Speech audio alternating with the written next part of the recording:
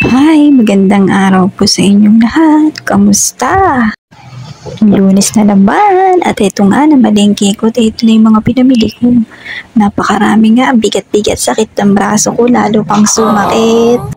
Nakita niyo naman, ang daming nakabang nagawain ko kaya nga nagsimula na akong magwalis. Pero bago yan, hindi tuloy-tuloy ang gawa ko kung ano nang naisip kong unahin. Tapos po mga magwalis, ayan, naisipan ko nang itapon yung mga basura, nabaliktad yung series ko. At ayan na nga, pinalitan ko na yung mga plastic at ang baho ng basura dahil naipon pa nung kahapon. Pagkatapos niyan inuna ko na nga palang punasan isa-isa itong itlog, baka mabasag na naman, yari. At ayan nga, malinis na. Napakakintab na ni ito. Makintab nga ba talaga? Wala na pot-pot ipot. Minamadali ko na nga at ang hirap din pala pagsabay talaga ang pagbablog at paggagawa ng mga gawain. Yan, nandun na, petsa na. Nilipat ko na nga to sa plastic tray at ibinalik ko na nga doon sa cabinet. At sumunod kong ginawa at hindi ako magkandatuto sa pagtali nitong saging na to at ayan na nga, natapos rin. Sumunod ko namang ginawa, inilagay ko dun sa may patong na paper bag yung mga prutas. Ayan, nakita niyo naman, meron ding gabi dyan at mamaya ko nilalagay yung tatas. At ituloy ko na nga ang pagmamap ko. Ang series na hindi sunod-sunod. Kung ano maisipang unahin. Wala sa ayos. Ano ba yan? Wala ako sa organisasyon ngayong araw. Makatapos niya, nilabang ko na nga yung mga eco bag na ginamit ko at yung mga basaan na pinampunas ko. At ayun nga, minadali ko na laang anong oras na.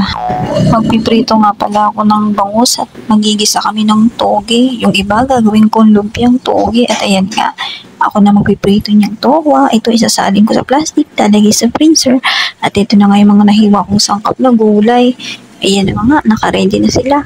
Nagpiprito ko ng bangus niya habang naghihiwa sa may lababo. At ito nga, hindi kong hiniwa yung repolyo, tsaka yung sibuyas. Hindi ako nagluto ng toge ha. Ano lang ako, nagbalot lang para sa lumpiang toge nga. Ay, natapos na rin ako sa mga uruin ko. At ayan, malinis na ang lababo. Nagpahid din nga pala na ako nito. At masakit pa rin yung braso ko. Ano ba yan? At ito nga, natapos ko yung unang set ng pagpiprito ko. Sumunod naman yan ay nagpiprito na ako ng tokwa.